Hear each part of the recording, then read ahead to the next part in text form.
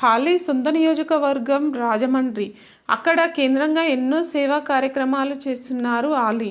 రాజమండ్రి నుంచి ఎంపీగా పోటీ చేయాలన్నది ఆలీ ఆకాంక్ష.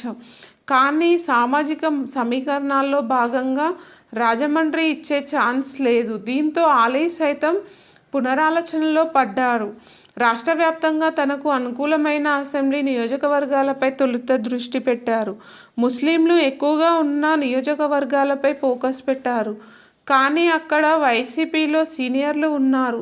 దీంతో ఎక్కడైనా ఎంపీగా పోటీ చేస్తే మేలని ఒక నిర్ణయానికి వచ్చినట్లు సమాచారం. అయితే హాలీ కర్నూలు కంటే నంద్యాల వైపు మొగ్గు చూపుతున్నట్టు తెలుస్తుంది. వైసీపీ తర్వాత ప్రకటించే జాబితాలో ఆలీ పేరు ఉండే అవకాశం ఉన్నట్లు సమాచారం. మొత్తానికైతే ఆలీకి బంపర్ ఆఫర్ తగిలినట్లే.